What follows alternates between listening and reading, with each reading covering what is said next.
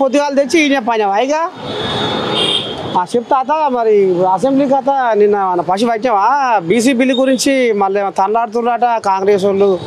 అందరం కలుపుకొని పోయి కథ ముంగటేద్దాము బీసీలకు న్యాయం చేద్దాం అంటారు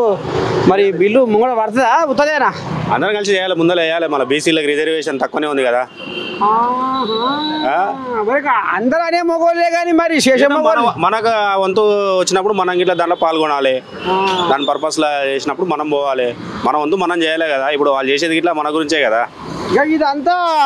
పాత చింతకాయ ముచ్చట్లే కానీ మరి ఇప్పుడు కొత్త ముచ్చట్లు ఏమన్నా ఉన్నాయా అవుతుందా నెగ్గేనా నెగ్గపోయినా నీకు ఉందా భరోసా ఉందా అవుతుందని చూడాలి ఇంకా అవుతుందని అనుకుంటున్నాం మనం కానీ ఏమో తెలియదు ప్రస్తుతానికి అయితే అదే బీసీ రిజర్వేషన్ 42%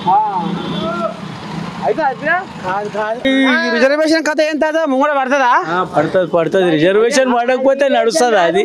ఎట్లా పడుతుంది లేకుంటే మొత్తం ఓట్లు అన్నీ పోతాయి మరి అంతే నీకు తెలియదు ఏముంటది కాక